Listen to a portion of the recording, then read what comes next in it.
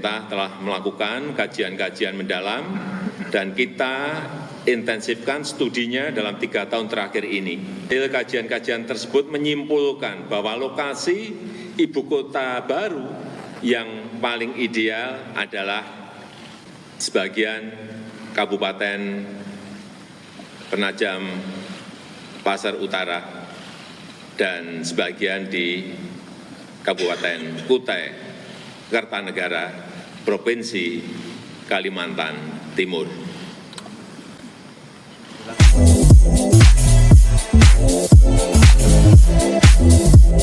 Tapi sudut pandang Indonesia bagian timur dari Pak Anwar sendiri melihat apakah pemindahan ibu kota ini benar-benar akan dirasakan manfaatnya untuk pemerataan pembangunan Indonesia bagian timur, Pak? Dan saya sebagai salah satu masyarakat bagian timur sangat mendukung gagasan ini, sangat mendukung kebijakan ini karena yang pertama saya melihat bahwa dengan adanya pemindahan ibu kota ini pemerataan pembangunan infrastruktur itu akan pasti digenjot dan salah satu daerah yang akan menjadi penerima dampak yang pertama itu adalah Sulawesi Tengah.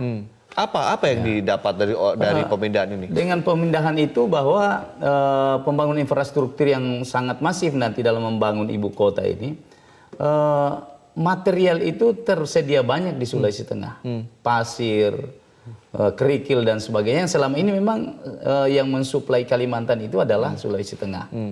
Kemudian yang kedua konektivitas, ya, infrastruktur yang ada di ibu kota baru, bahwa Sulawesi Tengah dengan ibu kota baru ini sangat dekat, berseberangan. Berseberangan. Dengan demikian bahwa di ibu kota baru ini pasti akan tumbuh industri-industri baru, ya, karena daya tarik ibu kota itu.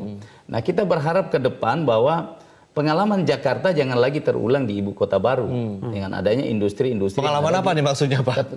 Katakanlah misalnya di sini industri-industri di pusat kota, sehingga bisa mengganggu polusi dan sebagainya.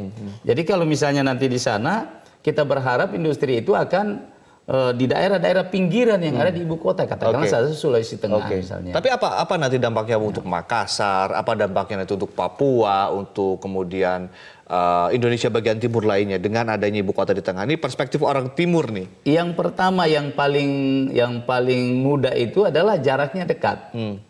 Jadi pelayanan pemerintahan itu bagi orang Indonesia Timur tidak lagi sejauh ke Jakarta, orang Papua tidak lagi sampai berjam-jam sampai di Jakarta, sehingga mereka bisa lebih cepat berurusan di kementerian dan sebagainya, bisa lebih cepat balik ke daerah. Itu yang paling mudah. Catatan Pak dari Anda, Pak, perspektif Anda sebagai orang Timur, catatannya apa nih? Jangan sampai A, jangan sampai B begitu? Yang pertama bahwa tentu kita berharap bukan cuma ibu kota yang dibangun, tapi yang daerah-daerah pinggiran orbitasi daripada ibu kota itu harus menjadi perhatian juga. Penyangga daerah penyangga itu perlu perhatian. Salah satu misalnya Sulawesi Tengah. Sulawesi Tengah itu memiliki banyak potensi yang bisa mendukung ibu kota. Katakanlah tadi material bahan bangunan, kemudian pertanian, perikanan dan sebagainya.